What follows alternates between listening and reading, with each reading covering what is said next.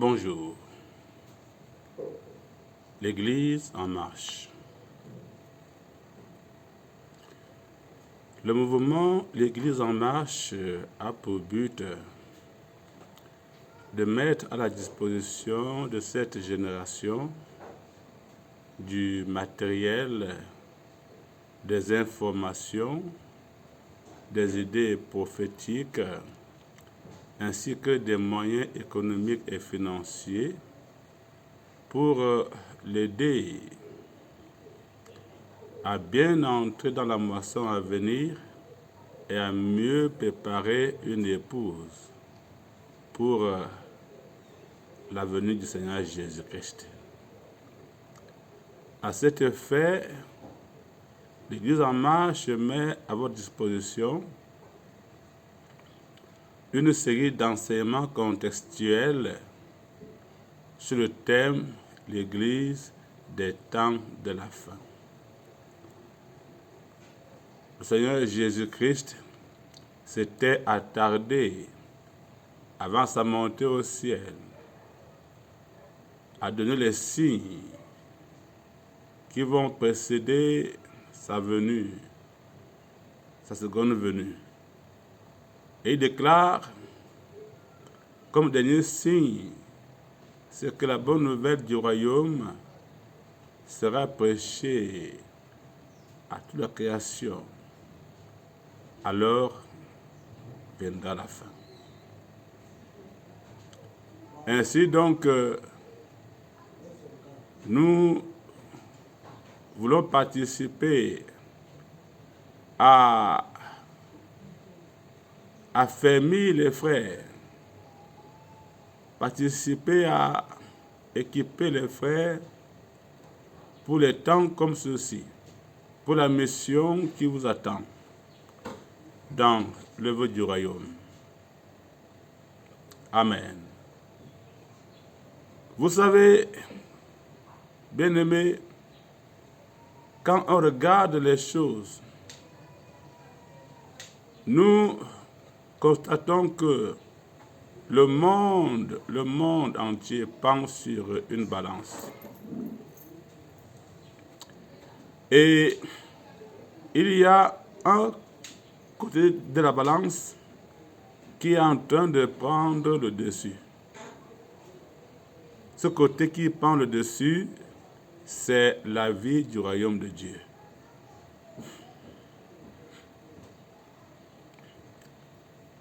Les temps viennent et passent, et chaque temps vient pour un peuple bien défini, un peuple bien particulier. Et chaque peuple vient pour son temps. Tu es venu pour ton temps, et ce temps-ci est venu aussi pour toi. Et il faut comprendre, n'est-ce pas, que quand Dieu ordonne une période, il y a juste un bref moment pour répondre aux besoins de ce temps. Tu n'as pas toute l'éternité entière pour faire ce que Dieu t'a envoyé faire sur cette terre. Tu as juste un bref instant. 30 ans, 70 ans, 80 ans, 100 ans. Pourquoi pas? Mais c'est toujours un temps limité comparé à l'éternité. Vous savez, quand Dieu ordonne une période, une saison, il y a juste un bref moment pour répondre aux besoins de ce temps-là. Il faut le retenir. Et ce moment-là, c'est ça qu'on appelle ta génération. Tu es né pour ta génération et non pour les générations passées ou celles à venir. Amen. Et chaque génération qui vient au monde doit connaître son temps, connaître sa mission et prendre ses responsabilités et travailler pour rendre les choses meilleures. Quel que soit le domaine, invention, ministère, spirituel, le domaine économique, agricole, tout ça, tu es là pour rendre la vie et les choses meilleures. Remarquez, n'est-ce pas, lorsque Dieu terminait une œuvre, après chaque œuvre, Dieu finit par un constat. Il apprécie, il loue son travail. Et il écrit, et Dieu vit que cela était bon. Et Dieu vit. Dieu s'est arrêté, le grand Dieu, le Tout-Puissant, le Dieu de gloire et le Dieu de toute sagesse. Il s'est arrêté à faire les choses bonnes. Pour que maintenant, toi, tu viennes les rendre meilleurs ensemble avec lui, pas sans lui. Dieu t'a envoyé dans ce qui est bon. Même après le péché, les choses sont toujours bonnes. Maintenant, donc, Dieu te dit, va et rends ce que j'ai fait bon. Rends ça meilleur. Je suis avec toi. Alléluia. Alléluia. Dieu t'a réservé. Il t'a, n'est-ce pas, réservé les 6 honneurs de rendre les choses meilleures dans ta génération. Gloire à Jésus-Christ. Et quand Dieu te regarde, il voit en toi un héros, un vaillant héros, un général pour ta saison, pour ton époque. Peu importe ton background, peu importe tes origines ethniques, familiales, peu importe ton niveau intellectuel, peu importe la couleur de ta peau, Dieu voit en toi un héros pour ta génération. Mais écoute-moi, chaque héros a eu son temps. Abraham a eu son temps. Moïse a eu son temps.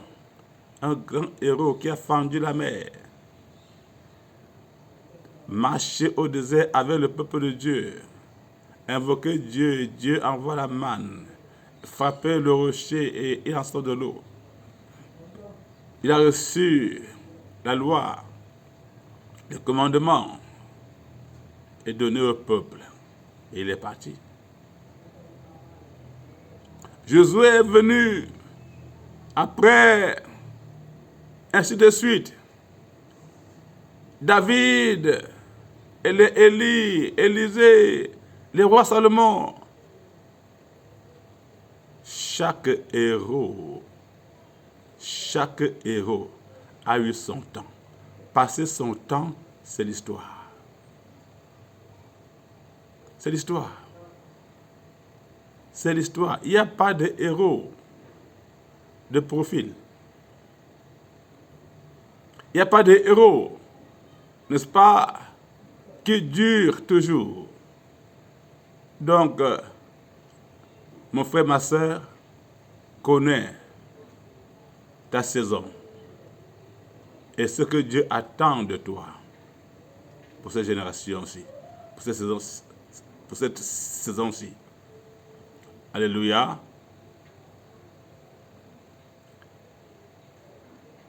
Le Seigneur a dit dans le livre de Genèse 1, du verset 14 à 19, il est écrit, Dieu dit qu'il y ait des luminaires dans l'étendue du ciel pour séparer le jour d'avec la nuit, que ce soit des signes pour marquer les époques, les jours et les années, et qu'ils servent de luminaires dans l'étendue du ciel pour éclairer la terre. Et cela fut ainsi. Dieu fit les deux grands luminaires, le plus grand luminaire pour présider au jour et le plus petit luminaire pour présider à la nuit. Il fit aussi les étoiles. Dieu les plaça dans l'étendue du ciel pour éclairer la terre, pour présider au jour et à la nuit, et pour séparer la lumière d'avec les ténèbres. Dieu vit que cela était bon. Ainsi, il y eut un soir et il y eut un matin. Ce fut le 4e jour. Comprenons-nous cela? Allons encore un peu plus devant. Dans le livre de Psaume 19,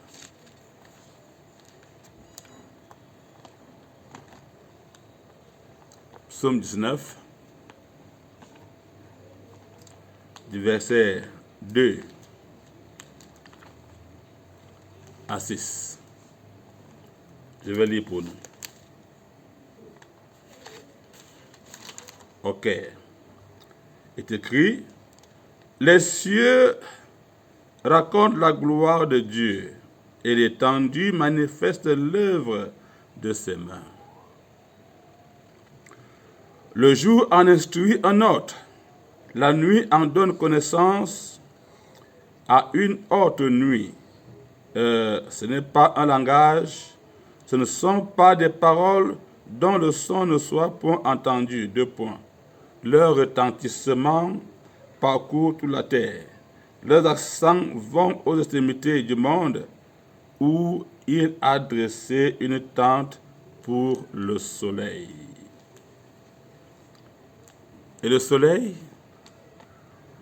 semblable à un époux qui sort de sa chambre, s'élance dans la carrière avec la joie d'un héros. Il se lève à une extrémité des cieux et achève sa course à l'autre extrémité. Rien ne se dérobe à sa chaleur. Dieu nous dit, le soleil semblable à un époux qui sort de sa chambre s'élance dans la carrière que Dieu lui a assignée, et il le fait avec joie, comme un héros.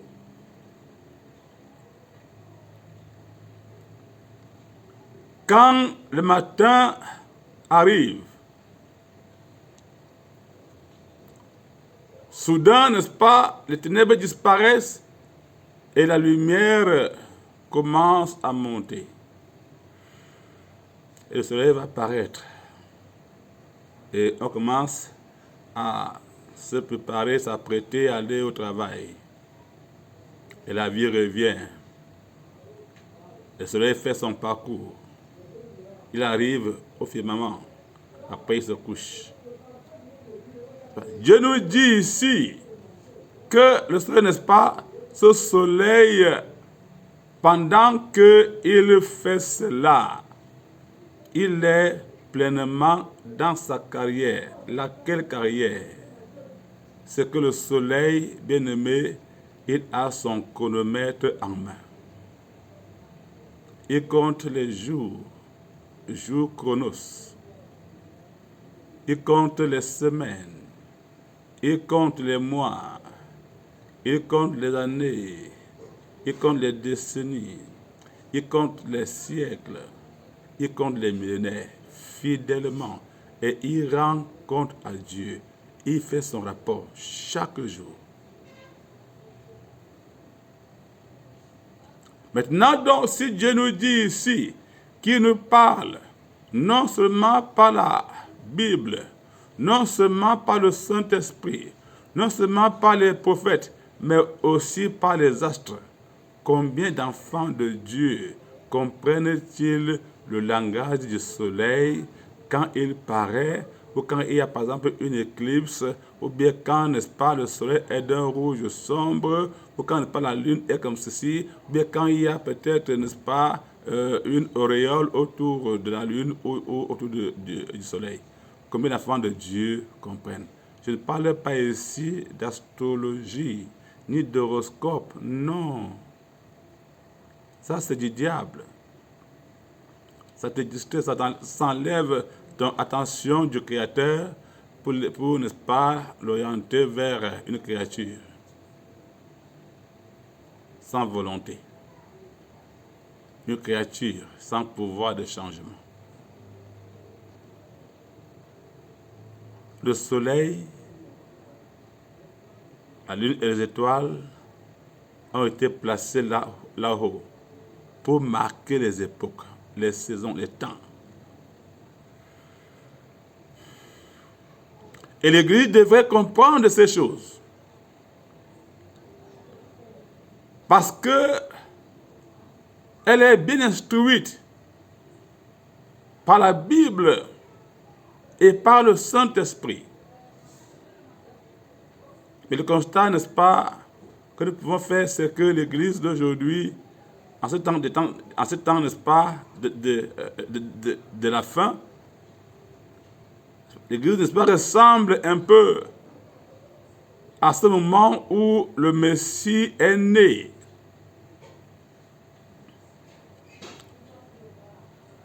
Dans toutes les synagogues, dans tous les temples, on parlait, on enseignait chaque sabbat sur le Messie. Le Messie viendra, la vieille sera enceinte, elle va enfanter un enfant, on l'appellera Emmanuel. C'était connu. Et même les périodes étaient déjà indiquées. Plusieurs avaient, n'est-ce pas, des calculatrices en main pour calculer la saison, l'époque là. Mais quand Jésus est né, lisons le livre de Luc, chapitre 2. Luc 2,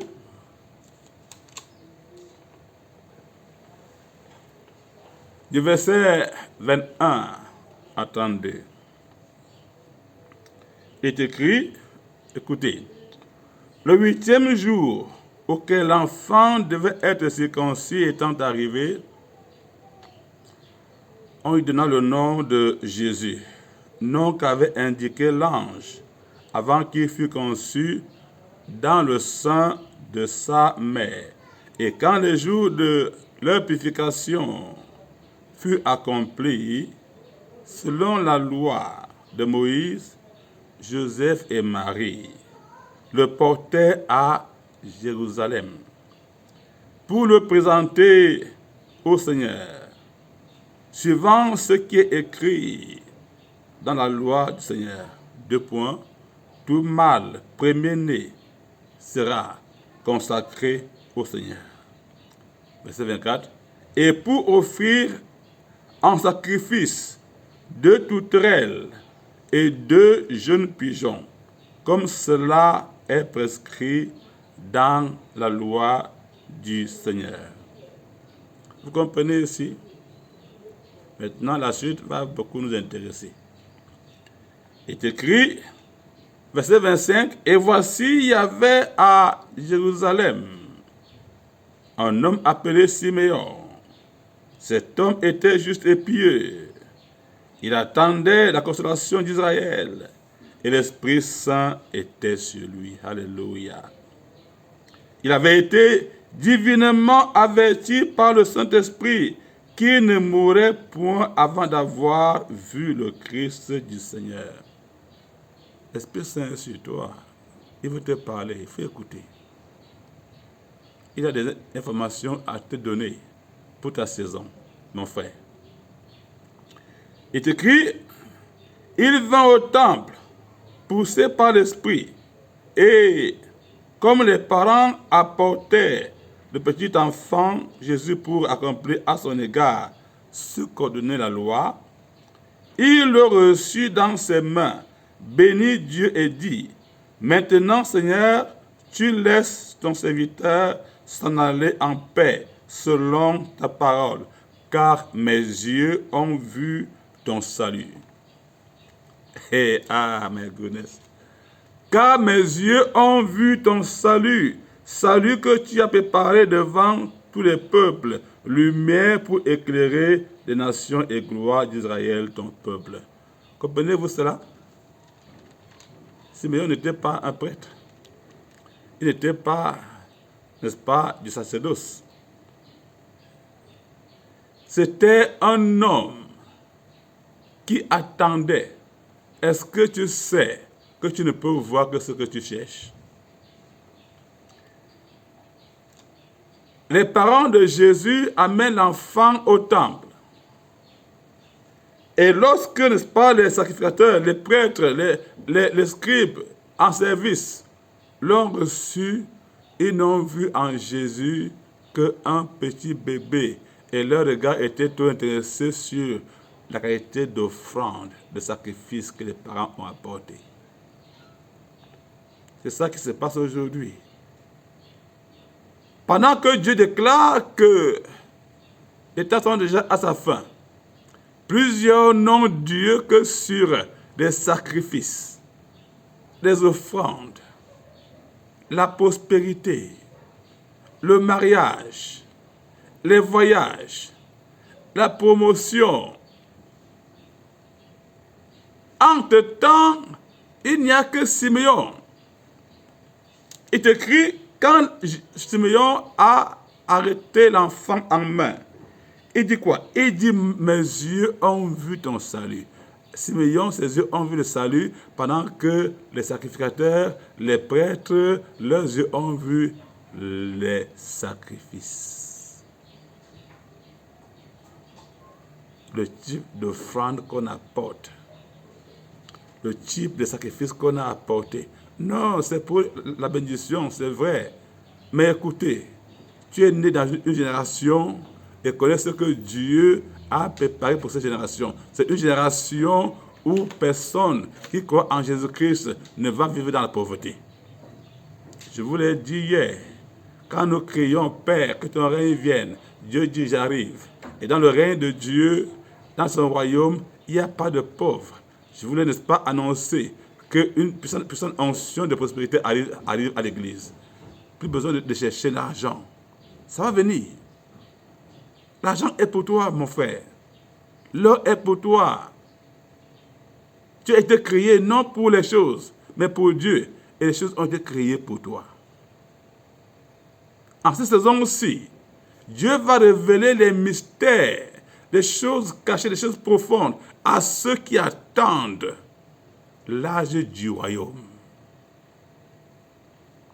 Ceux qui seront là à chercher la prospérité, l'abondance, vont voir l'argent, mais ils ne verront pas l'âge du royaume et tout ce que ça va amener comme corollaire.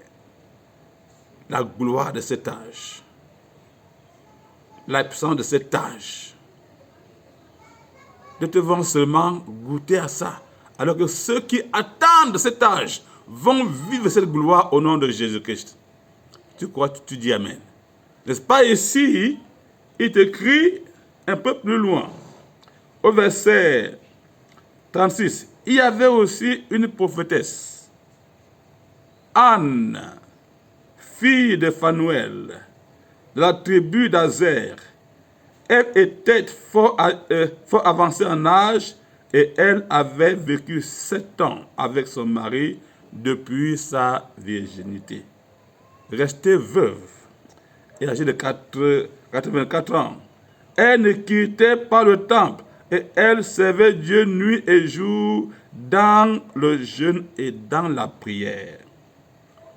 Étant survenue, elle aussi à cette même heure, elle louait Dieu et elle parlait de Jésus à tous ceux qui attendaient la délivrance de Jérusalem.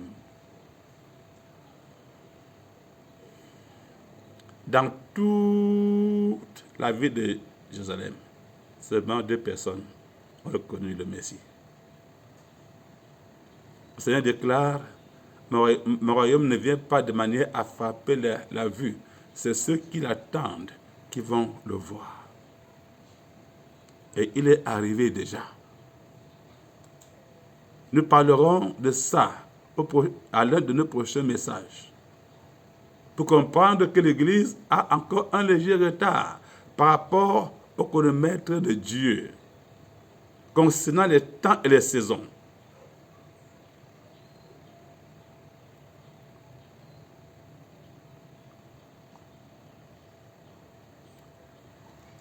Matthieu.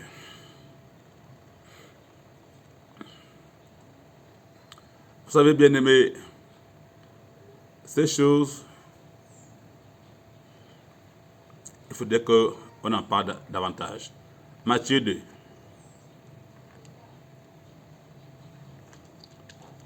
Matthieu, chapitre 2.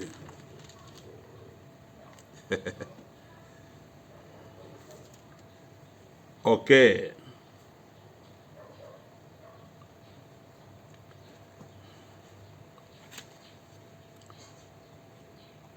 Matthieu 2, de 1 à 12. Il est écrit, Jésus étant né à Bethléem en Judée, au temps du roi Hérode, voici des mages d'Orient arrivaient à Jérusalem. Et dit, où est le roi des Juifs qui vient de naître? Car nous avons vu son étoile en Orient, où nous sommes venus, et nous sommes venus pour l'adorer.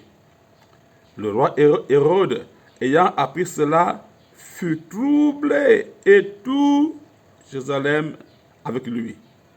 Il assembla tous les principaux sacrificateurs et les scribes du peuple, et il s'informa auprès d'eux où devait naître le Christ. Ils lui dirent à Bethléem, en Judée, car voici ce qui a été écrit par le prophète. Et toi, Bethléem, terre de Juda, tu n'es certes pas la moindre entre les principales villes de Juda, car de toi sortira un chef qui pètera Israël, son peuple. Vous voyez, les scribes étaient informés du lieu et de l'époque où le Messie allait naître. Ils étaient informés. Ils ont retrouvé le passage. Ils le connaissaient même par cœur. Mais ils n'attendaient pas. Leur intérêt était la qualité de sacrifice et d'offrande, comme, n'est-ce pas, si, écoutez, bien-aimés, quand, n'est-ce pas, ces rois mages sont arrivés, ils ont été, n'est-ce pas, surpris que c'est eux qui informent. C'est eux, n'est-ce pas, qui informent ces Juifs de la naissance de leur roi, de leur sauveur, de leur Messie. Quand ils demandaient, mais où est-ce qu'il est né? Imaginez, n'est-ce pas, l'attitude des pharisiens et des scribes et de ces sadducéens et de tous ceux qui servent au temple. Ils disaient, mais vous dites quoi? Qui cherchez-vous? Le Sauveur, le Messie? Il est bien vrai qu'il devait naître en cette saison-ci même. Nous n'avons même pas eu vent de cela.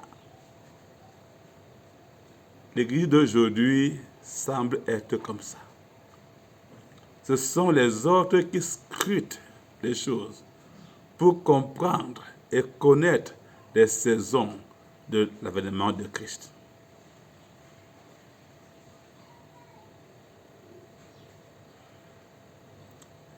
Frère, réveille-toi. Qu'est-ce qui est au centre de tes préoccupations spirituelles?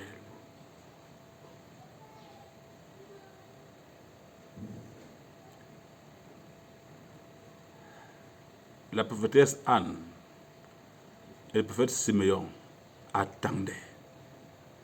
Es-tu en attente de l'âge du royaume Si tu es en attente, je peux te garantir que tu seras de ceux-là que Dieu va saisir dans sa main puissante, travailler, élever et glorifier. Au nom de Jésus-Christ. Recevez.